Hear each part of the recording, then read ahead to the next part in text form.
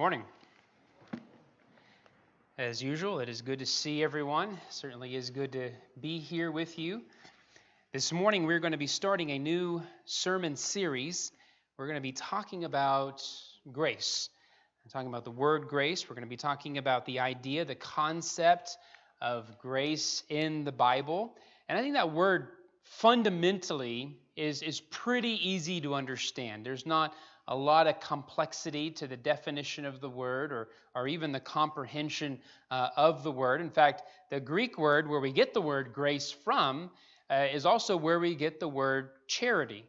And so if you can understand the principles surrounding the word charity in our culture, in our life, you can understand grace. You can understand the basic ideas that surround that word and that principle and that activity. And so, of course, we think about charity as simply providing for somebody what they cannot provide for themselves, taking care of their needs, and doing so with an attitude of not desiring anything in return. So we would charity, and we wouldn't really expect anything in return. We would give food or give clothes or take care of the needs of others, and we would call that a charitable activity. And so we're familiar with that from the standpoint of providing material needs to others. Now, when we get into the Bible, that same word is used, and it carries the same weightiness, the same idea, and it's used often in the same way. But then it is what's attached to it, of course, is the meaning that the Bible gives to that word. And that's always the way these Bible words work. These Bible words tend to have meaning outside of Scripture. They're real words with meaning that we can understand and define.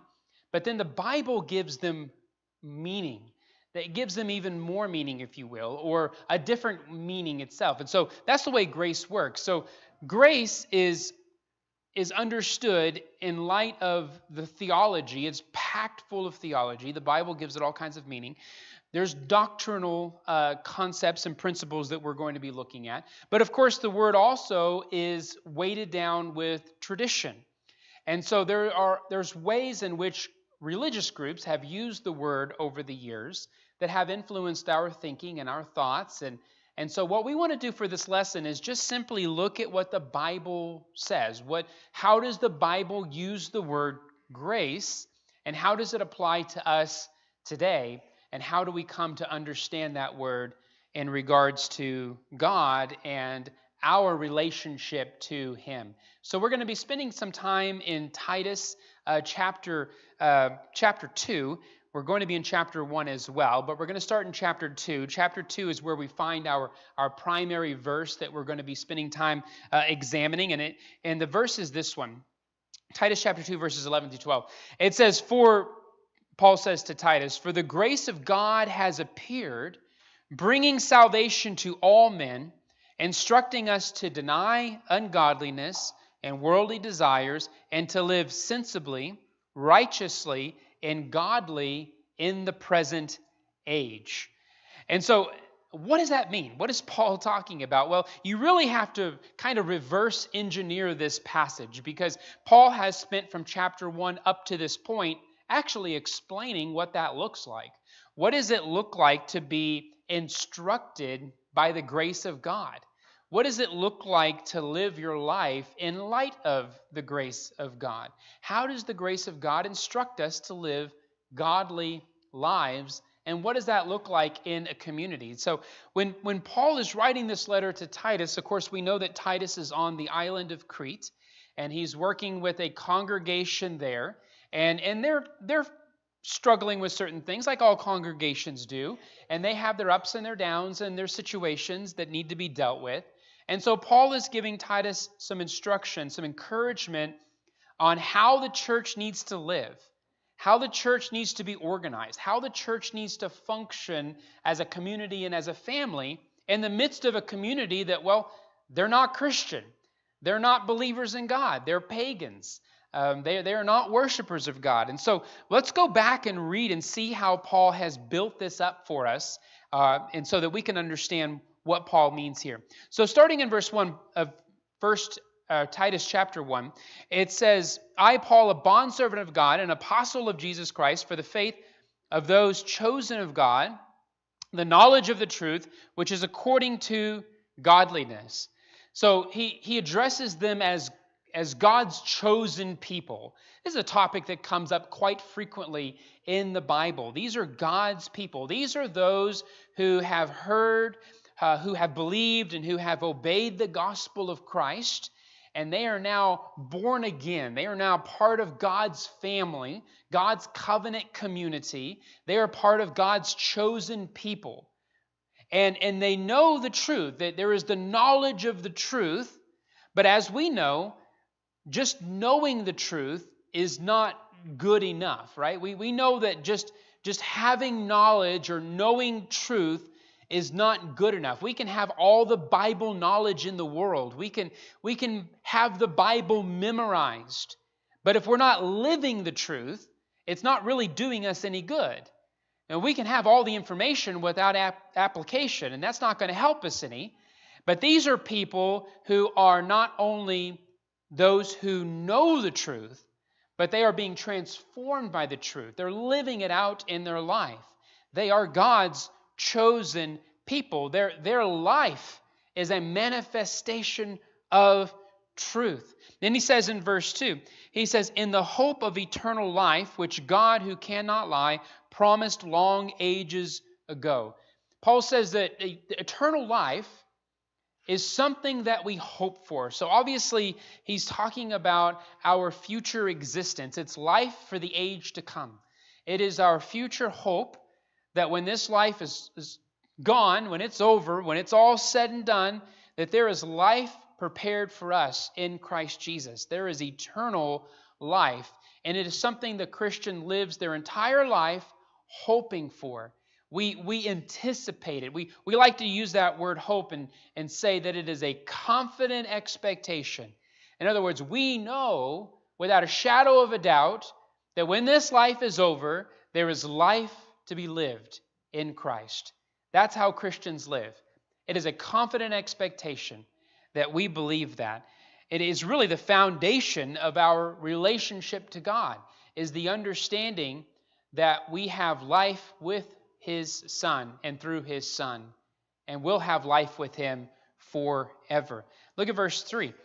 Paul says, but at the proper time manifested even His word and the proclamation with which I was entrusted, according to the commandment of God our Savior. Now, Paul is going to, that's his introduction to this, and he's going to go on to explain Titus's responsibility. Now, what does that look like for Titus? How is he going to work with this group of chosen people who have the knowledge of the truth, who have obeyed God, who are chosen of God in the sense that they have heard and obeyed and are now part of God's family?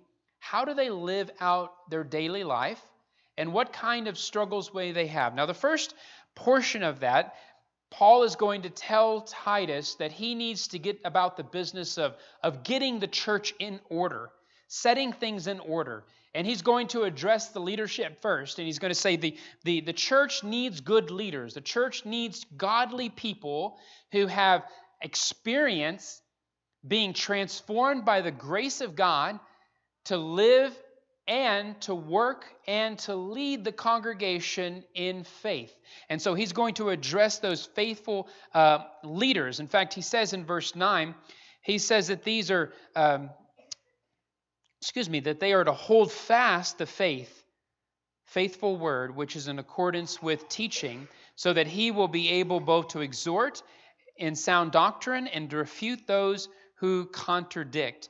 And so he says these groups of these people, these men, are going to be people who can hold fast the faith.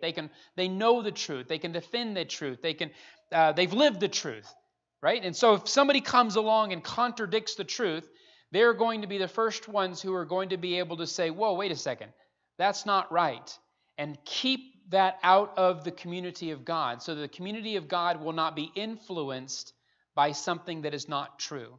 And that's really a key idea for a lot of what Paul is writing to Titus, is about being influenced. It's about being influenced by other sources or other people or other things. And that's our problem too. We experience that too. There are a lot of voices speaking into our life on a daily basis. There are a lot of people and views and a lot of ideas and a lot of teachers and a lot of that where they are speaking into our life what they consider to be truth. And the problem with that is what we know about truth, what we know about believing a certain thing. We know that believing something changes us. It fundamentally changes us. It changes our heart. It changes our behavior. It changes our actions. When you fundamentally believe something to be true, it will change you, which is the essence of the gospel. When you fundamentally believe in the gospel to be true, it changes you. But that is true also with other things in life. When there are other views or ideologies or principles or things that are being taught, and you adopt them as your own, you adopt them as being true, they will fundamentally change you. And that's why it's so important to have godly leaders who know the truth of God's word, who can defend the truth and be faithful to the truth, because we know how influential words are and how fundamental they are for us in our faith in God. In verse 10, he says, there are many rebellious men, empty talkers and deceivers, especially those of the circumcision. Now, of course, he's probably talking about the Jewish people. And these are people who are presenting themselves as experts in the ways of God, experts in the law. But they're wrong, okay? So they're empty talkers. They're not speaking truth. The problem that Paul sees, and Titus should see as well, is those who adopt their views are going to experience hardships. They're going to have problems in light of the gospel. There is a conflict of interest between what's being taught by these particular people and what's being taught by the apostles. And as we just mentioned, what we believe, what we allow to solidify in our hearts as truth, will fundamentally change us. And that's a problem, and it certainly was a problem for them as much as it is for us. Look at verse 11. He says, who must be silenced because they are upsetting whole families, teaching things that they should not teach for the sake of sordid gain. So now we know their motives. Now we know their heart. Now we know what they're after. They have a selfish desire for something, some kind of sordid gain, and they're teaching and they're influencing, but they're drawing people away from the truth. And Paul says that these particular people need to be silenced because they're upsetting whole families. You know, they're upsetting the order of things. Things are becoming a problem. And so not only within the community of believers, but we can almost imagine within the family units within the church that even they are experiencing troubles and difficulties because of these false doctrines, because of these teachers who are coming in with ulterior motives. They're not teaching the truth. They're not living godly lives. And of course, it's going to affect everyone. It's going to affect every member of that church, and it's going to affect people. Unsound doctrine will upset whole families. It will cause disorder within the community of faith and with families. Verse 16, he says, professing to know God, but their deeds they deny him, being detestable and disobedient and worthless for any good deed. Now, this is kind of a hinge-pin, if you will, in the discussion, because Paul will go on to talk about what it should look like, what the deeds should look like. What does it look like for a Christian who is living the truth, who has allowed the words of God to come into their heart, the truth of God's word, the truth of God's grace, the truth of the gospel, and to solidify and become foundational to their life. What does that look like? Well, evidently, they didn't have that because their life did not look like that. It was evident, not necessarily because of their words, but because of their deeds. And that's with us as well, isn't it? When we have truly obeyed the gospel, when we have truly accepted God's truth as our own truth, it should become evident. Our life should reflect and become a manifestation of that truth. And those of us who know the truth, and how do we know it? Well, we've read our Bibles, we've studied our Bibles, we've looked at our Bibles, we've allowed ourselves not to be influenced by the outside world, but we have simply read for ourselves what God says. It should manifest itself in your life, so that those of us who know the truth can look at your life, and you can look at life, and we can look around at each other, and we can say, hey, we are following the truth. Our life manifests that. It looks like that. There's a similarity, there's a camaraderie amongst those who are obedient to the true gospel of Christ. And so Paul says these particular people, well, with their deeds, they deny God, even though they claim to believe in Him. Their actions speak a lot louder than their words. That's where we get into chapter 2. Paul begins addressing these groups. And within the church, all churches have these different groups. We all have people who are still at an age where they're raising up their children. We have plenty of those. We have people who are have their grandchildren. There are people who don't have any kids in their life. And so there's all those different groups, all those different situations, those who are still working, those who are retired, those who are in between. Every congregation has that.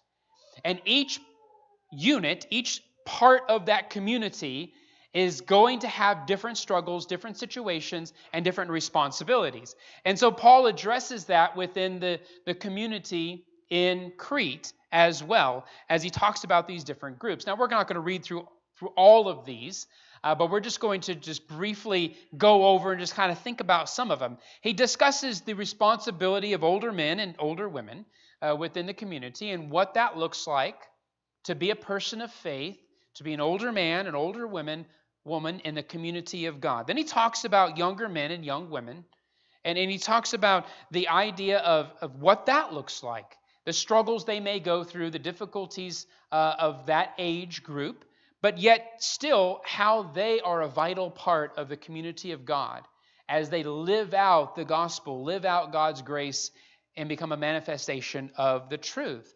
Now, the one that's interesting is he even talks about within their community, one that we don't relate to as easily.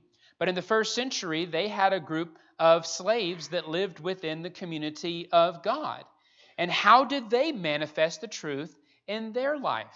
It was certainly a difficult situation for them. It was a struggle nonetheless. But the church had that. And so when Paul addresses that, he addresses it in verse 9, and he says, urge bondslaves to be subject to their masters in everything, to be well-pleasing, not argumentative, not pilfering, but showing all good faith, so that they will adorn the doctrine of God, our Savior, in every respect. Now, I brought that up because it really applies to all. All these groups are to adorn themselves with the truth. They are to adorn themselves with the doctrine of God, our Savior, in every respect. And this particular community probably had it the worst. They probably struggled with it the most. We don't know what they endured. We don't know what situation they were in. We don't know that the person who had ownership over them for a time was abusive or ugly or a Christian or a non-Christian. We really don't know their situation. But we recognize that regardless of that, they still were to live out the truth. They were to manifest the truth within their life by not being argumentative, by being faithful. And that's a hard thing to think about. But it helps to amplify the application, because that's us too. We are in that situation in the sense that we too adorn the doctrine of God. We too live it out. And not like those false teachers who claim there's a God, but their life denies their claim. We are to be the kind of people that both claim there's a God and live it out in our life, so that our life manifests that claim and that truth that we know, that God is God of all. The NIV puts it this way. The NIV says, and not to steal from them, but to show that they can fully be trusted, so that in every way they will make the teaching of God, our Savior, attractive. That's an interesting concept. To live in such a way, in both purity and honesty and integrity, regardless of your situation. It doesn't matter. That's irrelevant, right? That's irrelevant.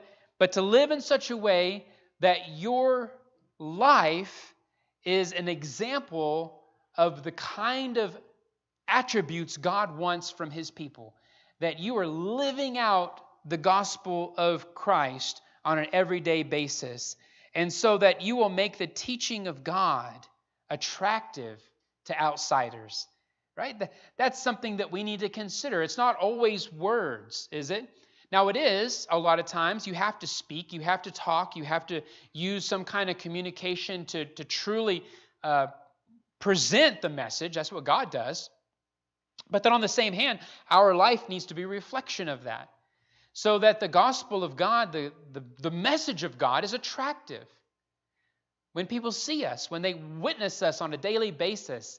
And sometimes we think, well, I'm amongst non-Christians. That might be a thought somebody might have and say, who cares what I do? They're not Christians anyway. In that life of just trying to impress those that are Christians, we might think that way. But we shouldn't think that way. We should live out that life every day, all the time, anytime, no matter who we're around. And in the process, hopefully, there will be people who will find that to be attractive. They want to know why. Everybody else is lying. Everybody else is doing what they want to do. Everybody else does it, but you don't. It's obviously convenient. It's obviously easy. It obviously makes your life easy.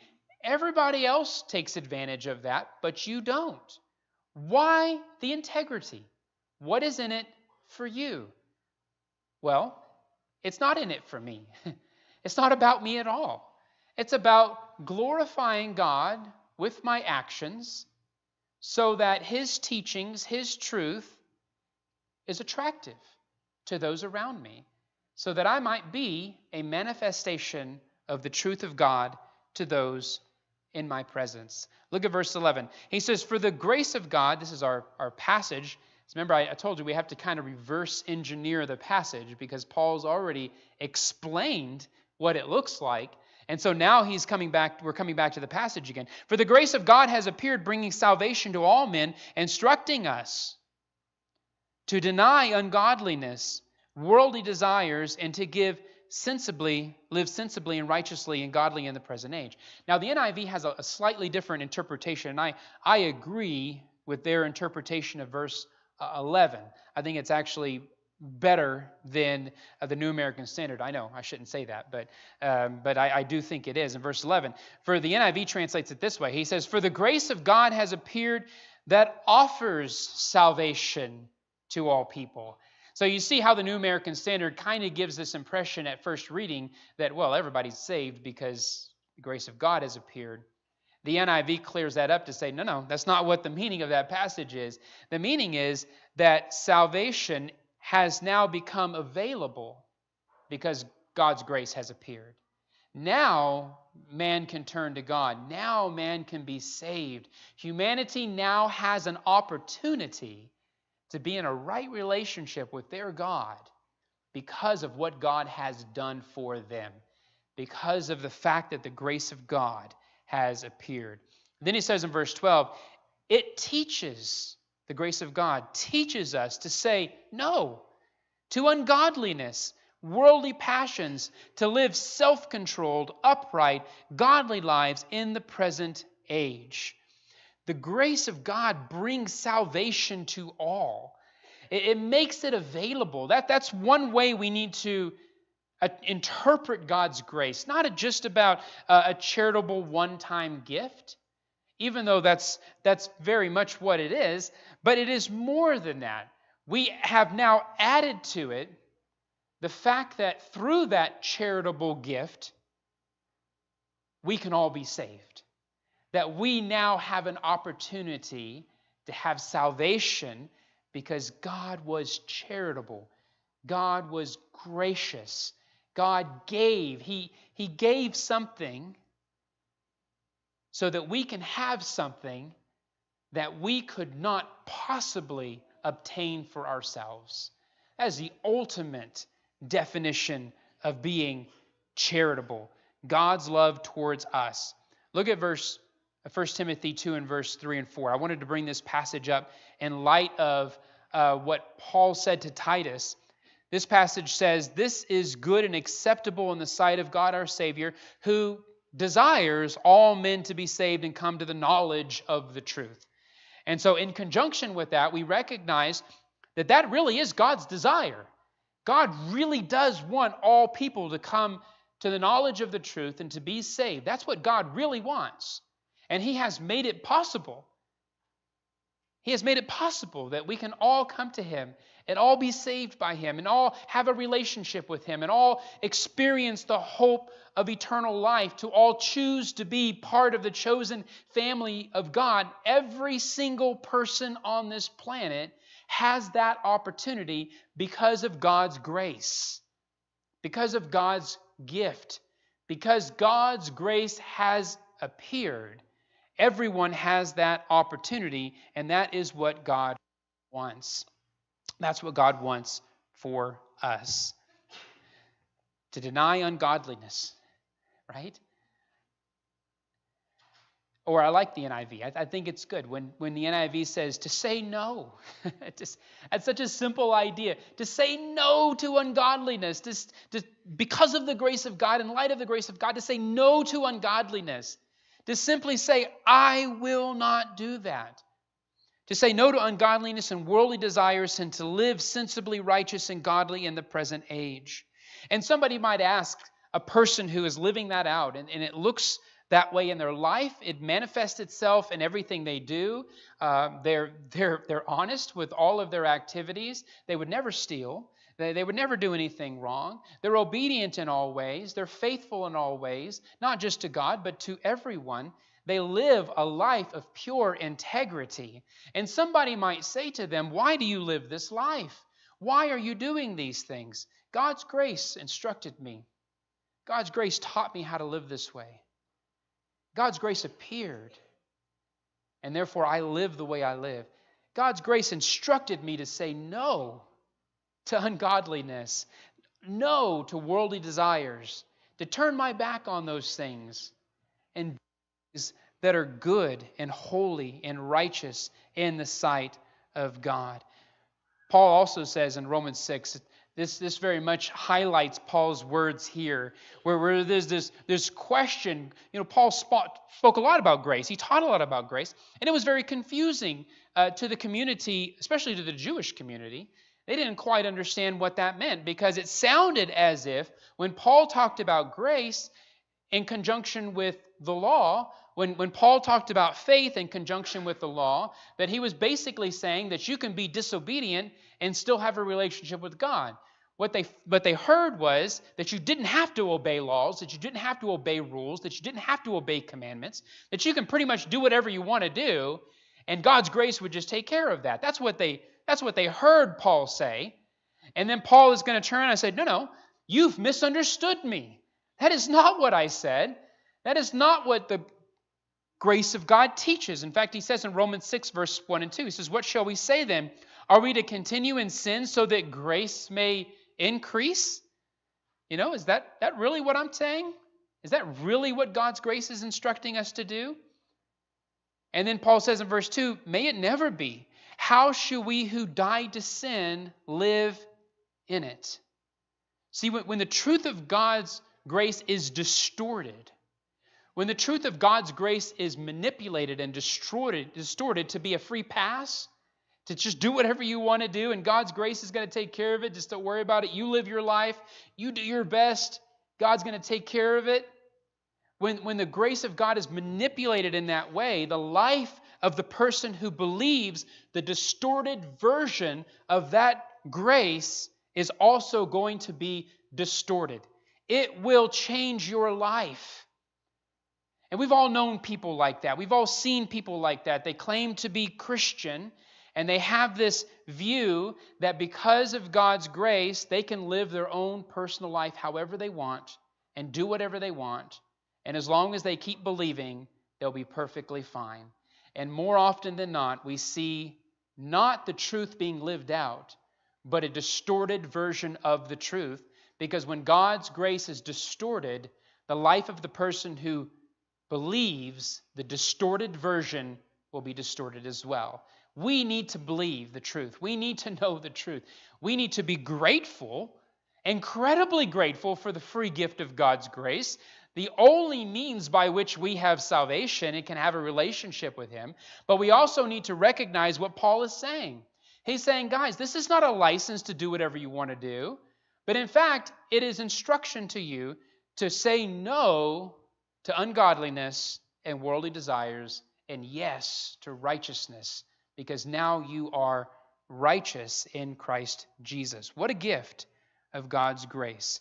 The fact is, the truth should liberate us from sin, not draw us closer to it.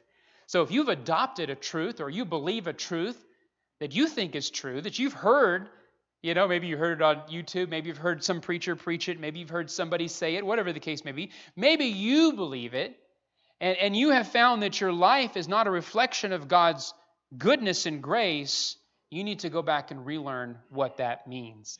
In verse 13, looking for the blessed hope of the appearing of the glory of our great God and Savior, Jesus Christ. Paul tells us in verse 12 how we are to live our lives in light of the appearing of God's grace. Now in verse 13, we live that life looking forward to the appearing of Jesus. Right? We recognize the appearing of God's grace, which I believe is fundamentally in Christ. The fact that He came, the love that God has shown through His Son, who manifested Himself in this world as an expression of love, that is the appearing of God's grace to humanity. But now what do? We are waiting with anticipation of the return of that God, so that we may live with Him for all eternity. God's grace is a free gift, but God's grace is not a free pass. Our encouragement this week is, in light of these truths about God's grace, is to allow the truth of God's grace to instruct us to deny unrighteousness and ungodliness and worldly desires, and to live sensibly, righteously, and godly. If there's anybody here this morning, maybe they have not experienced the love of God. Maybe they have not experienced the grace of God. And that opportunity has been made available to you this morning, to hear that gospel, the good news of Christ, to be buried with Him in baptism and raised up to walk in newness of life for the forgiveness of your sins. That opportunity is available for you this morning. Maybe you have been striving to live out that life. And maybe you've got things in your life that's keeping you from that, and you need prayers from this congregation. Let us pray for you, or whatever needs you may have, if you would come forward as we stand and as we sing.